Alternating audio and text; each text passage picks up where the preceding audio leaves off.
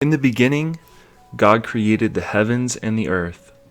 The earth was without form and void, and darkness was over the face of the deep, and the Spirit of God was hovering over the face of the waters. And then, God took his most drastic action yet. He created the American Cowboy, aka the icon of America. Who is the American Cowboy, you may ask? Let me tell you.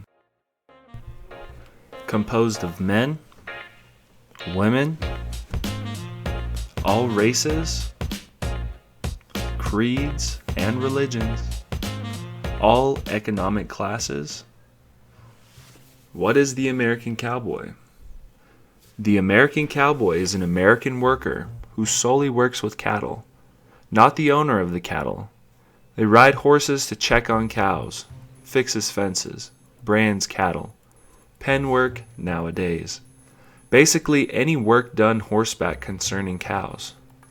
The American Cowboy is a noun, verb, adjective, etc. But you may be wondering, what exactly is the American Cowboy? Because that definition doesn't cover everything. And I will urge you to subscribe to this channel and to stay tuned for more American Cowboy videos so that you can actually be knowledgeable on this subject, because the American Cowboy is an extremely important subject to know. This is your identity.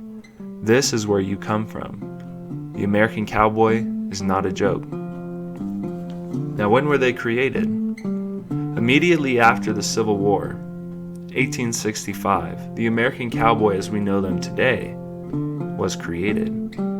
There were cowboys before this, but they are not the American Cowboy that we know of today. Now, what you may think about the American Cowboy is probably wrong, so stay tuned and watch. Now let's see where these people are and see whether or not they're in places you would like to go. Number one, we have California, the land of the Golden State. At least that's what they call it. Nevada, the Sin State. You have gambling, prostitution, etc. Oregon. Nobody really knows where the Cowboys are here, but I assure you, they're there. It's not just Portland. Number 4, Washington. The people dealing with Chaz are the Cowboys. 5, Idaho, the Lost State.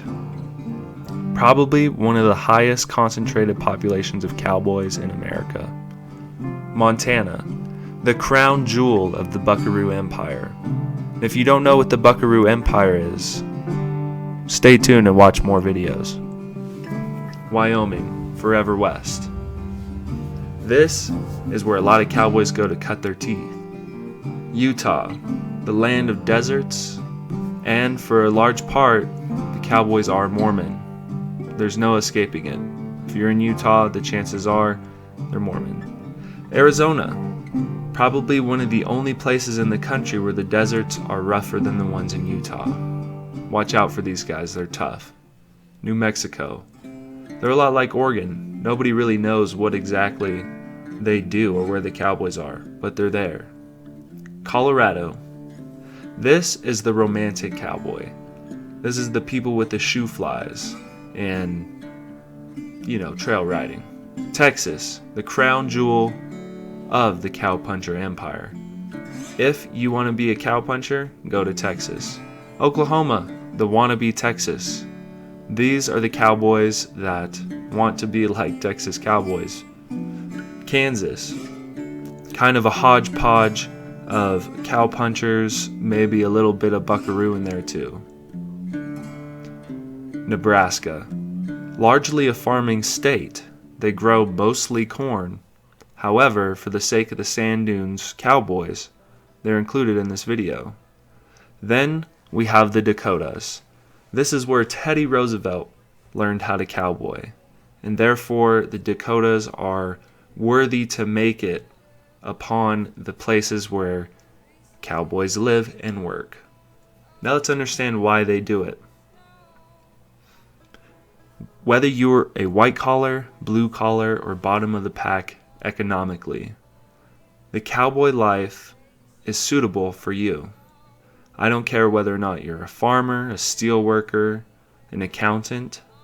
The freedom and working with livestock and the awesome culture that cowboys have is for you, and I highly recommend it. And the list goes on and on and on.